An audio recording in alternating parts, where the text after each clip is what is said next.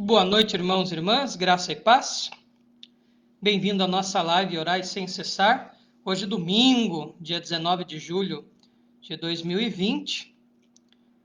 E ainda vivendo esse período de isolamento social devido ao Covid-19, mas estamos firmes aqui nas nossas transmissões diárias, estudando a palavra do Senhor, ouvindo belíssimas canções, como há pouco ouvimos pelo nosso irmão Fabrício, né?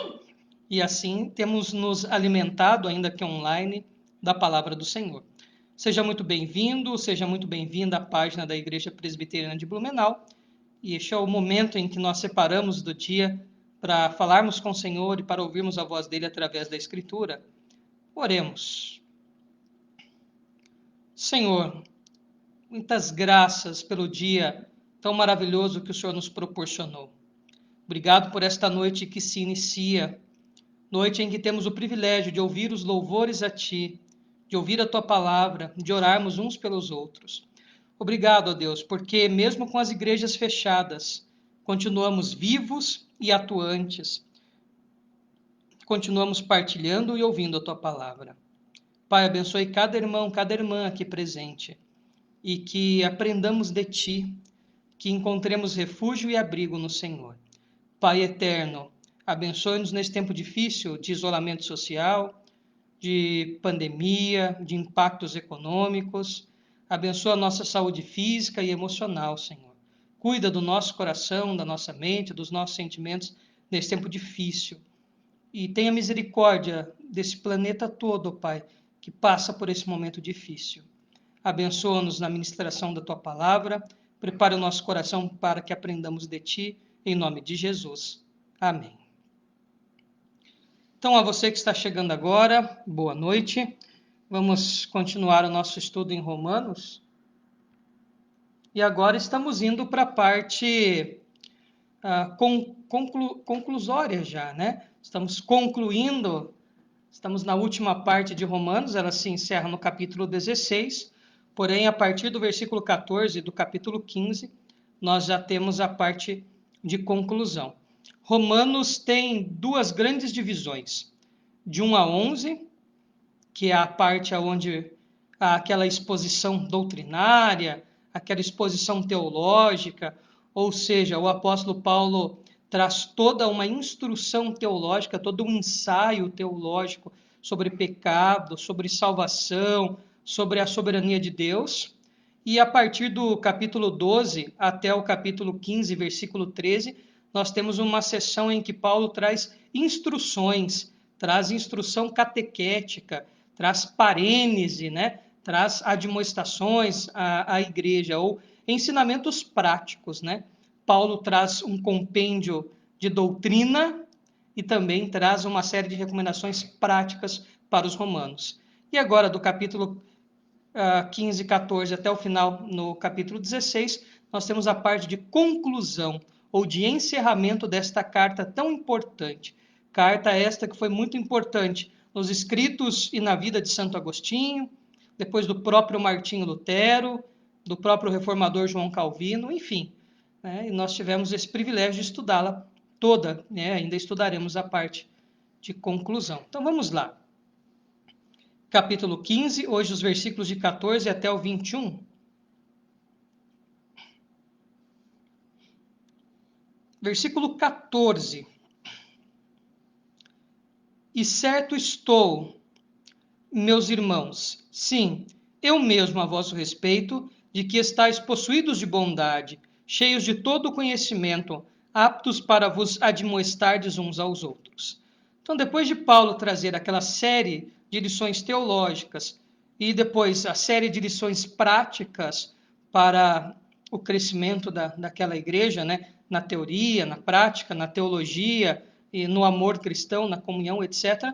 Agora ele tece elogios àqueles irmãos e aquelas irmãs de Roma. Então é interessante que quando Paulo tem que ser duro, tem que ser áspero, ele é áspero e ele é duro, né? Quando ele tem que ser firme, ele o é.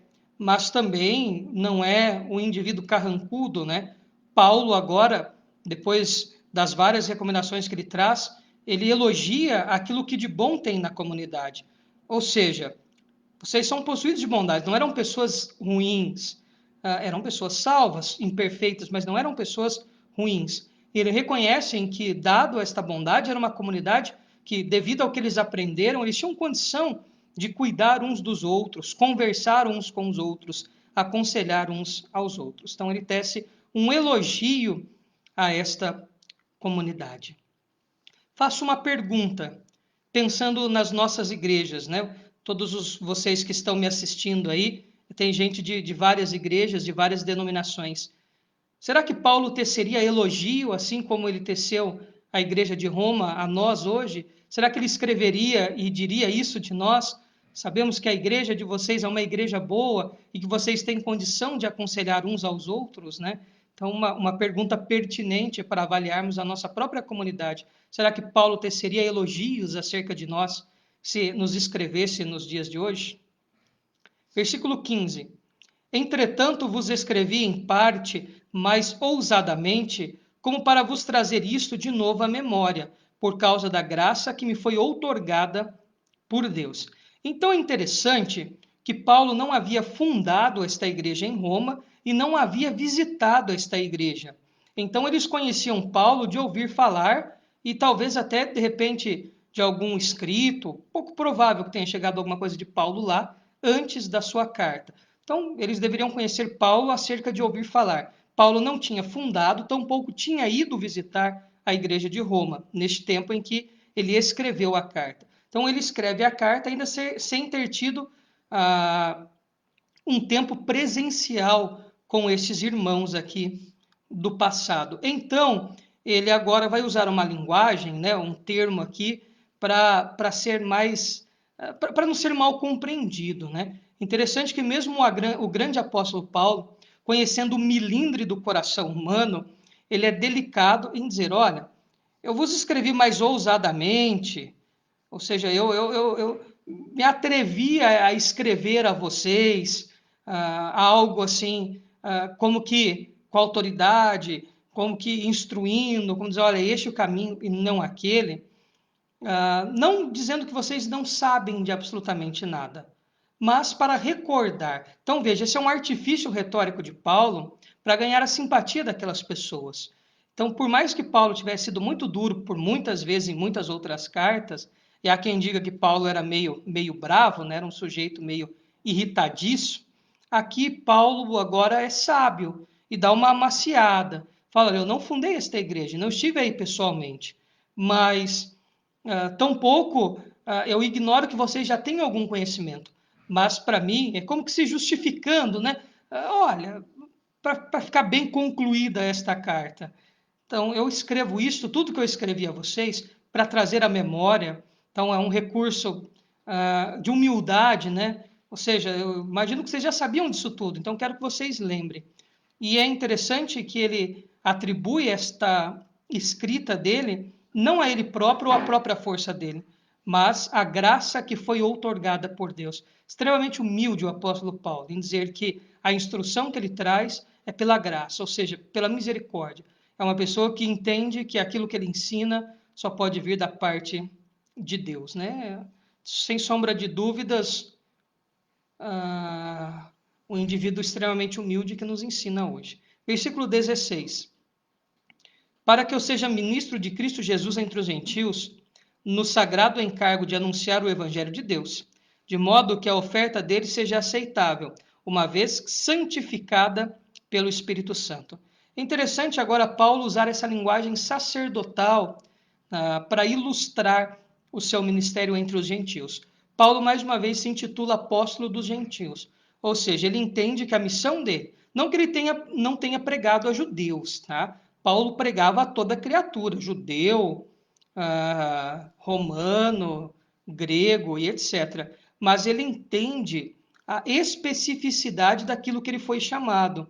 E ele entende que o chamado dele é para ser o apóstolo, o pregador, ou seja, aquele que iria disseminar. O foco maior do ministério dele estava voltado na disseminação do evangelho aos não-judeus, aqui tidos como gentios, que geralmente era todo aquele povo de fala grega, ou mesmo aqueles de dialetos específicos que não eram judeus, espalhados por toda a região que ele faz as suas viagens missionárias. Cabe um ponto importante aqui para a gente, né? Paulo colocar como sacerdote, né? Então, essa figura, ele entende o chamado dele de uma maneira tão séria como um sacerdócio, né? O sacerdote era aquele que levava a oferta, que levava o animal sacrificado, e havia todo um simbolismo, né? Geralmente o animal sacrificado, apresentado ali a Deus, trazia uma resposta de Deus de pacificação, de perdão e etc. Mas basicamente o sacerdote era aquele que a serviço de Deus e a serviço do povo fazia uma certa conexão entre Deus e o povo, né? Em Cristo, todos nós agora somos sacerdotes, né? O chamado sacerdócio universal de todos os cristãos. Todos nós temos livre acesso à presença de Deus. Mas Paulo, ao se equiparar que a um sacerdote, ele fala da importância do ministério dele. Ou seja, mesmo sabendo que todos os seres humanos podem chegar-se até Deus por si próprios, mas ele se coloca como aquele que quer apresentar Deus, não como mediador entre Deus e os homens, porque é Cristo que o é. E o próprio Paulo fala isso a Timóteo, na carta que ele escreve a Timóteo, né? Mas é interessante essa função que ele traz a si, falando desse trabalho que ele exerce entre os gentios, né, de proximidade. Quer queira, quer não, o simbolismo do sacerdócio é muito importante, porque o sacerdote é aquele que tem o cuidado de unir as pessoas a Deus. Não? É bonito esta imagem que ele traz. Uma outra lição que Paulo nos traz aqui, falando que ele é apóstolo entre os gentios e foi usado por Deus nesse princípio, muitas vezes a gente quer fazer muita coisa e não faz nada bem feito porque temos inúmeras funções. Parece-me que Paulo, o grande Paulo, que era extremamente capacitado para fazer qualquer coisa, entendeu aquilo que ele foi chamado. Às vezes a gente está na igreja e nós queremos exercer muitas coisas, mas veja, Deus nos chama muitas vezes a algo mais específico. Isso não significa que a gente não apoie todas as atividades. Mas, meu irmão, minha irmã, assim como Paulo foi chamado para algo específico, muitas vezes nós temos que estar atentos àquilo que Deus nos habilitou para exercermos com maior produtividade. Então, se Deus lhe chamou a música, é óbvio que você vai ter um talento quase que natural para cantar, para tocar, para reger, enfim, você traz este dom, né? Algo que natural. Então, às vezes você tem uma dificuldade com canto e com música e fica forçando a barra, né? E às vezes Deus lhe chamou para ser um professor, uma professora. E tem muitas pessoas que naturalmente cantam, têm uma habilidade tremenda em entender notações musicais, instrumentais, etc., e querem ser professores de escola dominical. E às vezes está penando para dar aquela aula lá, difícil, né, passando um aperto. Então veja, assim como Paulo teve este foco, a gente tem que, à luz desse texto, né, olharmos também o nosso próprio chamado. Ou seja, é óbvio que nós podemos apoiar em tudo, mas Deus nos dá um talento, às vezes, um pouco específico. E daí, se a gente canaliza os nossos esforços para aquele dom que a gente já tem certa habilidade natural, é óbvio que a coisa vai fluir de maneira mais interessante, tá? Então, bacana o próprio Paulo entender esse chamado. Eu acho que é uma lição para a gente hoje. Versículo 17. Tenho, pois, motivo de gloriar-me em Cristo Jesus nas coisas concernentes a Deus. Então, é só Paulo, mais uma vez, dizendo que aquilo que acontece através do ministério dele é por causa de Cristo, né? Ele entende que ele é um mero instrumento nas mãos de Deus. Uma lição, sabe? Fuja da arrogância, da prepotência, fuja desta coisa de achar que é por causa de você. Não, nunca é por causa da gente. Nós somos meros instrumentos nas mãos de Deus. Versículo 18. Porque não ousarei discorrer sobre coisa alguma, senão sobre aquelas que Cristo fez por meu intermédio, para conduzir os gentios à obediência, por palavra e por obras. Então, olha que interessante. Paulo, ao anunciar diligentemente a mensagem aos cristãos, ele traz aquilo que é concernente a Jesus. Ou seja, qual é a pauta, qual que é o tema, qual que é o assunto da evangelização e do ministério de Paulo? É Jesus Cristo. Então, ele fala do seu próprio testemunho pessoal, daquilo que aconteceu com ele, da sua conversão e etc. Mas qual que é a ideia desse versículo 18? Não precisa ficar enchendo linguiça nos nossos estudos, nos nossos sermões, na nossa palavra de evangelismo. Ou seja, o que nós temos é aquilo que Cristo fez na nossa vida e aquilo que é revelado através da Escritura. E não deve exceder isso mesmo. A Bíblia deve ser aquilo que conduz todo o nosso discurso de evangelismo e também de estudo, de vivência, da nossa relação com Deus, da nossa relação com o próximo. E então o próprio apóstolo Paulo fala, isto que eu sei de Cristo, isso que Cristo fez na minha vida, isto que eu aprendi de Cristo, é isto que eu uso como instrumento para levar a palavra aos gentios. E veja, o ministério apostólico trazia algo importantíssimo, que eram os sinais do reino.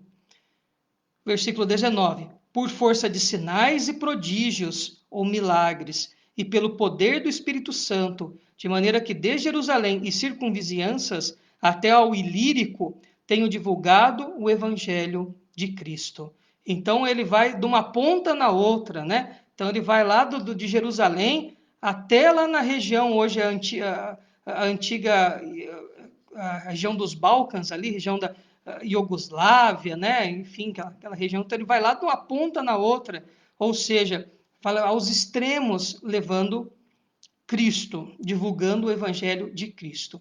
Esta questão de sinais e poder, hoje nós entendemos que Deus opera milagres segundo a sua providência. Então, pela providência de Deus, ele é Deus. Ele tem poder para fazer qualquer milagre que ele queira. Mas nós entendemos que na igreja dos dias de hoje, esta operação de sinais e milagres não depende mais do ministério humano. Por exemplo, Paulo, pelo poder do Espírito Santo, nós vemos nas viagens missionárias quantos milagres não aconteceram, e ele era dotado daquele poder ali para que, em nome de Jesus, operasse esses milagres. Hoje nós não entendemos que funciona mais assim. Este poder encerrou-se com a igreja primitiva e com o dom apostólico.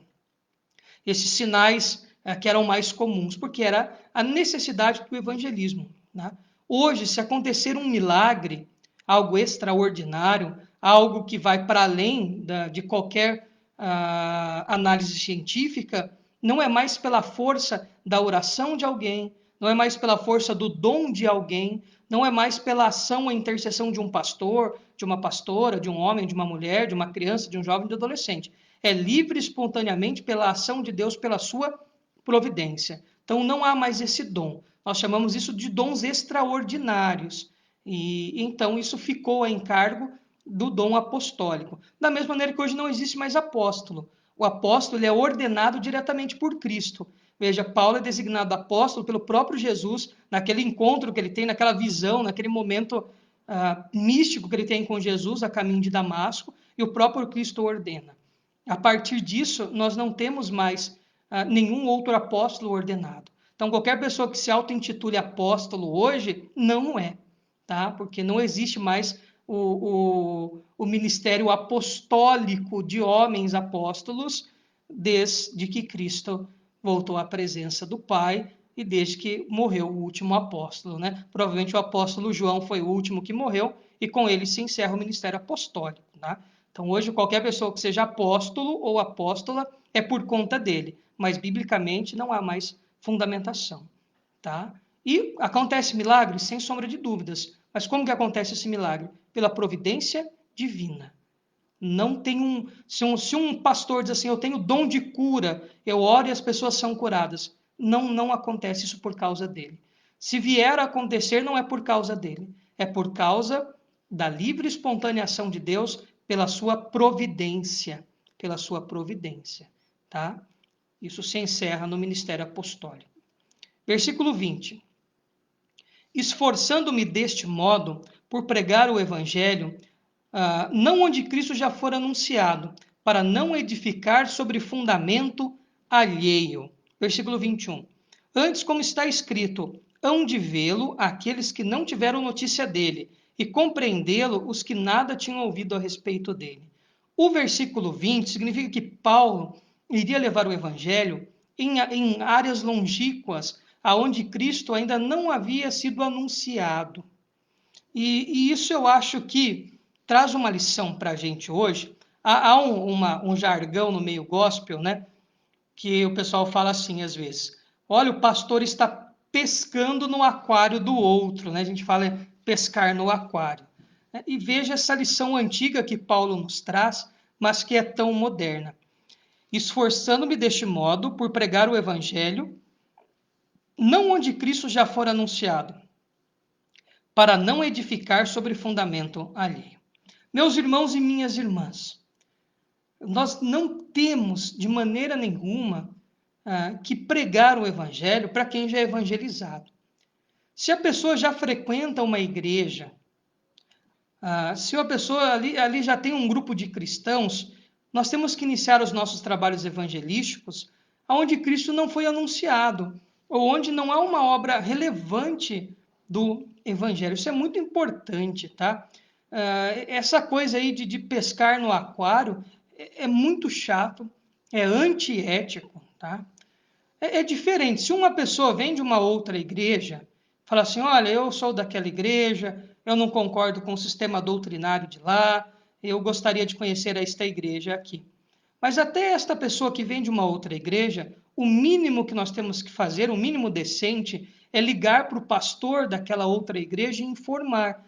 Olha, chegou um casal, chegou um cidadão aqui, chegou um membro da tua igreja, querendo conhecer a nossa igreja presbiteriana, enfim, só por uma questão ética. No Brasil, a liberdade de ir e vir. A pessoa pode sair ou né, ele pode ficar ou sair da igreja dele em qualquer lugar, a qualquer momento, enfim. Ninguém pode ser obrigado a permanecer agremiado, né? Diz a Constituição Federal que você não é obrigado a ficar agremiado a lugar nenhum. Então ele pode sair daquela igreja a hora que ele quiser e frequentar outra igreja.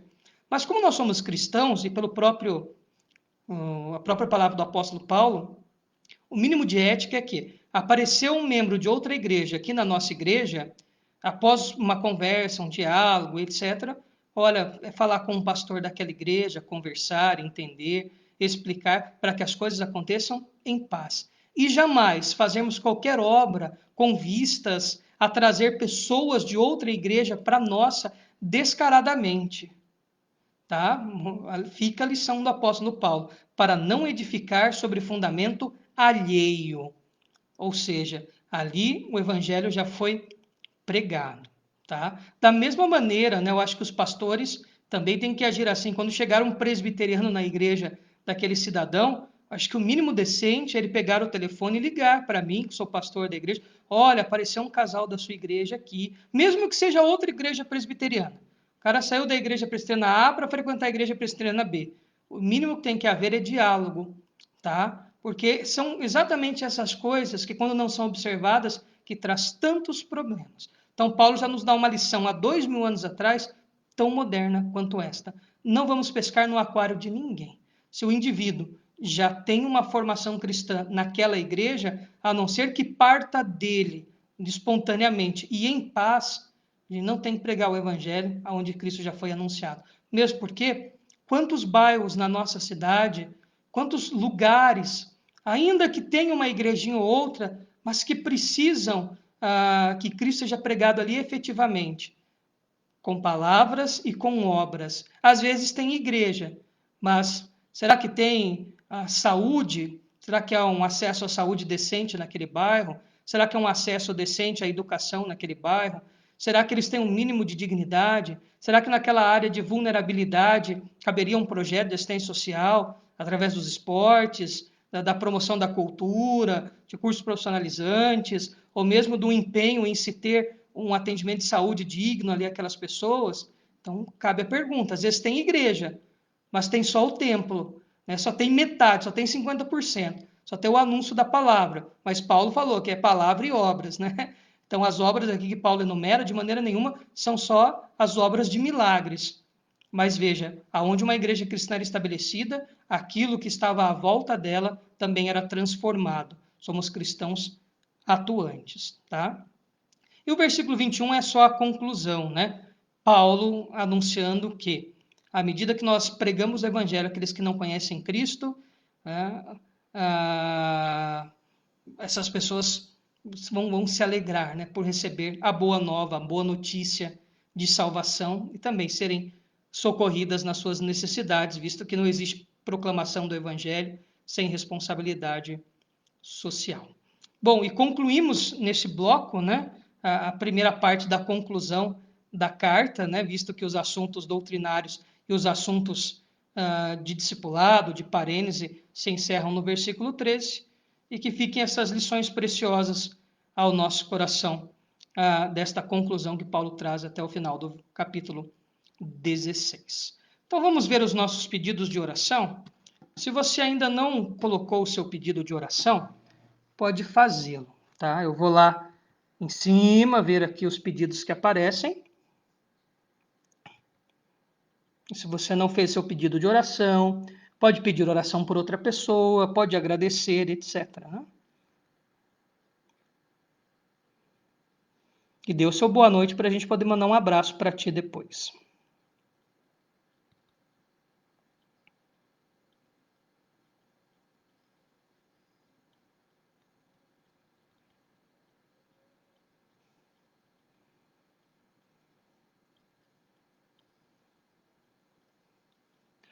Bom, o primeiro pedido de oração que aparece para mim aqui é do diácono Osni. Pedimos orações por todas as famílias, pela irmã Nair, que está com Covid, por nossa sobrinha Cristina e pelos pais do Everton Butski, o seu Jonas e a dona Maria de Lourdes.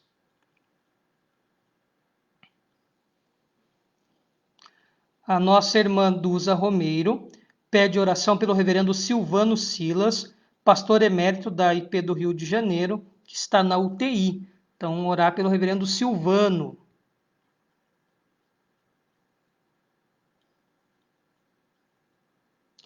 A nossa irmã Carmen agradece as orações pelo Ricardo Vasques e pela Laurita, que estão de alta do Covid. Que bom, graças a Deus, são os nossos irmãos lá do Chile. Então, orar agradecendo, né? A nossa irmã Léo pede oração pelos idosos de nossa igreja que estão isolados. Que Deus os ajude nesse momento de confinamento. A nossa irmã Letícia pede oração pela Ivanilde. O presbítero Max pede oração pela Aidi, que está em recuperação da cirurgia, e pela dona Marisa, que fará cirurgia essa semana. Também pede oração pelo nosso conselho e por todos os nossos irmãos. Bom, são esses os pedidos de oração que aqui apareceram. Então vamos orar. Oremos. Senhor, nós intercedemos pela nossa irmã Nair, que está contaminada com o Covid. Tenha misericórdia dela, Pai. Colocamos-nos nas tuas mãos, clamando a sua cura e restauração. De igual modo, Pai, intercedemos pelo Jonas e pela dona Maria de Lourdes, os pais do Everton Butski, clamando, ó Deus, que o Senhor tenha misericórdia. Toma nas tuas mãos, ó Deus, todos esses que estão enfermos. Suplicamos e imploramos, ó Pai, a tua cura, mas seja feita a tua vontade. Pai, nós intercedemos pela vida do reverendo Silvano, que está com estado grave de saúde, internado na UTI. Tenha misericórdia deste teu servo, Pai. Deus abençoe, fortaleça, cuida da sua saúde nesse tempo difícil, Pai. Abençoe toda a junta médica que está cuidando do reverendo Silvano também, ó Deus. Abençoe ele e toda a sua família lá no Rio de Janeiro. Pai eterno, nós agradecemos pela recuperação da saúde do Ricardo e da Laurita e continuamos a interceder por todos os nossos irmãos lá no Chile que estão enfrentando problemas de saúde. Pai eterno, colocamos nas tuas mãos, suplicamos a tua misericórdia, a tua graça, o teu grande amor sobre estas vidas. Abençoe os nossos irmãos, ó Pai, todos que estão enfermos e precisam do teu cuidado e do teu amor. Pai, tende misericórdia de todos os idosos da nossa igreja e de todos os idosos em geral, tanto tempo confinados, isolados do convívio familiar. Pai, tenha misericórdia, fortalece a saúde emocional, consola, conforta o Santo Espírito, toma nas tuas mãos, Deus, e que o teu grande amor, o teu imenso poder e a tua misericórdia seja com todos eles, dando paciência nesse momento difícil. Pai, abençoe a Ivanilde, restaura a sua saúde. Deus, cremos no poder do Senhor, segundo a tua providência, para curar e transformar qualquer situação. Clamamos a ti, ó Pai, pela vida da Ivanilde, de todos os seus familiares. Senhor, abençoe a nossa irmã Aidi, que ela se recupere bem desta cirurgia, que ela seja curada para honra e glória do teu nome. Pai, intercedemos pela dona Marisa, que fará a cirurgia, abençoe esse procedimento, que tudo concorra, Pai, para honra e glória do teu nome e para o restabelecimento da saúde da dona Marisa.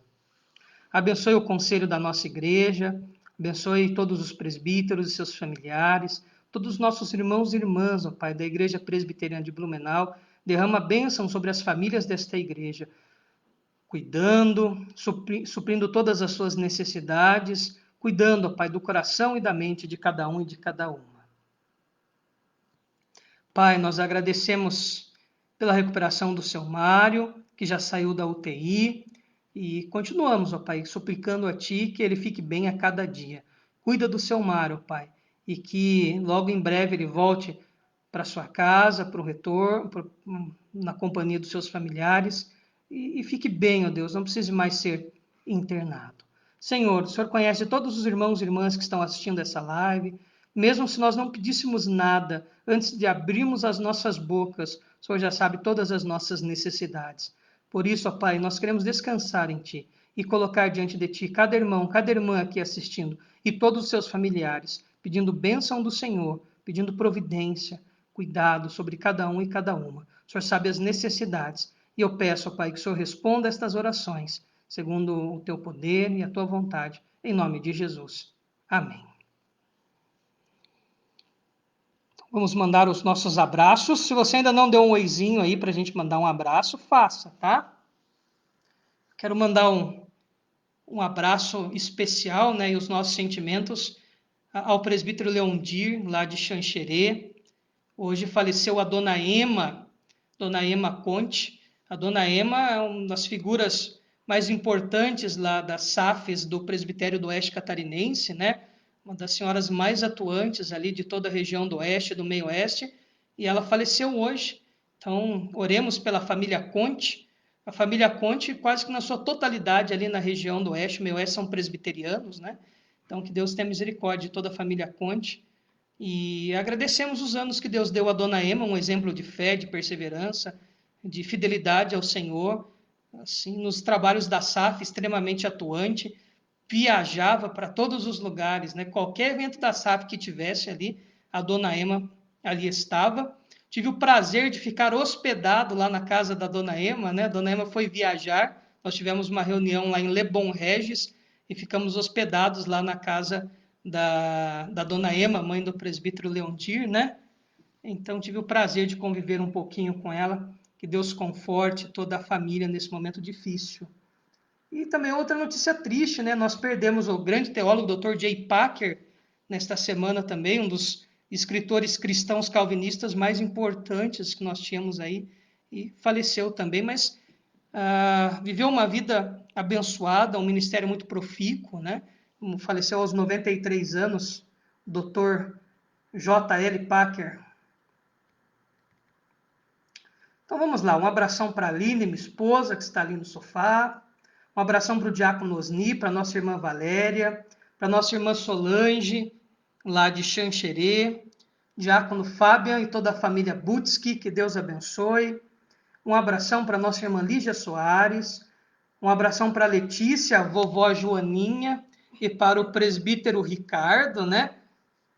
Pensa como que a aula das crianças foi chique hoje, foi caracterizado, assim, coisa de primeiro mundo. Nem os estúdios Disney, Pixar faz um negócio caprichado igual a gente nessas transmissões com as crianças, né? De deixar a DreamWorks morrendo de inveja. Então, um abração para a Letícia, para o presbítero Ricardo, um abração para nossa irmã Lígia Soares, um abração para a Rosilda Andrade, Deus abençoe. Toda vez que recebe, boa noite, meu povo, eu lembro do seu Esmerentino, né? O seu Esmerentino fala, ô, meu povo. nosso presbítero emérito, né, o seu Esmerentino. Que Deus abençoe a nossa irmã Carmen, nosso irmão Omar, Deus abençoe muito. Um abração para Gisele, também para Eliane, boa noite, Deus abençoe. Um abração para Denise, para Marília, que Deus abençoe muito, as queridas irmãs. Boa noite, o Fabrício. Fabrício hoje estava chique, né? Passou um gelzão no cabelo, botou uma camisa. Tava bonitão mesmo, rapaz, né? No próximo domingo, no mínimo, ele vai estar de terno, né? Chique demais. Um abração para o Carmelito Zimmermann, para sua esposa Marina. Que Deus abençoe muito, os queridos irmãos. Um abraço para a Rose Andrade, boa noite. Ó, a dona Carmen traz um recado aqui do pastor Gilberto, né? Está enviando um abraço para todos nós, que tem saudade da igreja. Então, Deus abençoe o pastor Gilberto, nossa irmã Sônia, né? Estão lá na congregação presbiterial de Indaial. Deus abençoe muito o pastor Gilberto, a nossa irmã Sônia, lá no campo de Indaial. Um abração para o Dirceu. Ô, Dirceu, Deus abençoe sua vida. Um abração para a Rosa, né? São membros da Igreja Missão Paz e Vida aqui de Mogi Guaçu. E tanto o Dirceu quanto a Rosa são amicíssimos, né? Gente boa demais. E faz um pão delicioso a Rosa, viu, Rosa? Acabou o pão. Acabou o pão. Não sei o que aconteceu, acho que evaporou. Ficou ali em cima, acabou rapidinho. Então, Deus abençoe o Dirceu, Deus abençoe a Rosa, né? A Missão Paz e Vida foi a primeira igreja que eu frequentei, né? Foi a primeira igreja evangélica, a primeira igreja cristã que eu coloquei os pés, foi a Missão Paz e Vida, né? E depois acabei indo para a igreja presbiteriana e estou já há alguns anos, né? Então, um abração para o pastor Vanério e para a pastora Sara também. Um abração para nossa irmã Dulceleia Pereira, nossa irmã Dulceleia lá de Itapema, né? Sempre presente conosco. Deus abençoe todos os nossos irmãos e irmãs da Igreja Presbiteriana de Itapema. Um abração para Sirlene Andrade. Deus abençoe, Sirlene. Um abração para ti, para toda a família. Boa noite.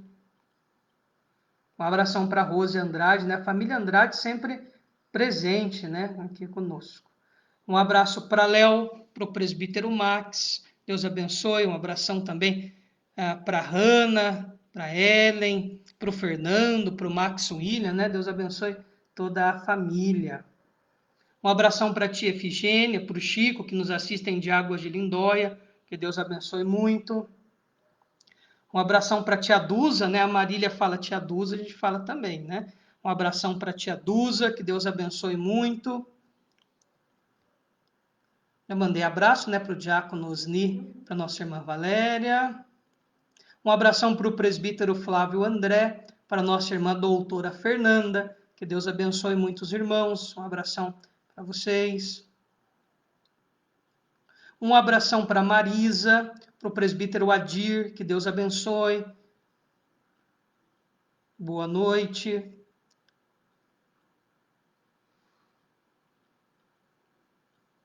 Um abração para o presbítero Matheus Metz, para a Gláucia, para a Valentina, para a Catarina. Matheus Metz. Deus abençoe. Tiago. Ah, o Tiago, é verdade. Agora o sobrenome foi mais forte que o primeiro nome, né? É profecia, né? O negócio é profético, né? Não, tá louco, Mateus presbítero, não, tá louco. Não, deixa quieto, né? As reuniões do conselho seriam muito engraçadas. Então, um abração para o Mateus, fica o abraço para o Tiago também, né? Daí fica para toda a família Metz. Então, Deus abençoe Metz, Deus abençoe Dani, um abração para vocês. Não deixe de se inscrever no canal lá do Mateus e da Dani, tá? Os vídeos muito interessantes. Então, um abração para a Tainá Beatriz, para o Diogo, os nossos irmãos de Caxambu, no sul de Minas Gerais. Deus abençoe Tainá, Deus abençoe Diogo. Um abração para vocês, muitas saudades. Mande um abraço para todo mundo aí de Caxambu. Bom, foram os nomes que apareceram aqui para mim. Então vamos nos despedir com a bênção do Senhor. Então, daqui a pouco eu já errei o Tiago com o Mateus, eu já começo a falar presbítera, né? Daí o negócio começa a ficar estranho. Então vamos lá encerrar com a bênção do Senhor. Irmãos e irmãs, que a graça do nosso Senhor e Salvador Jesus Cristo, que o amor, a bênção de Deus, o Eterno Pai, a comunhão e a consolação do Santo Espírito esteja com todo o povo de Deus aqui presente, espalhado sobre a face da terra, não só hoje, mas para todos sempre. Amém. Então, que Deus abençoe a todos e a todas. Voltamos amanhã às 19h30 com as canções e às 20 horas com a continuação da conclusão da carta de Paulo aos Romanos. Então, até amanhã.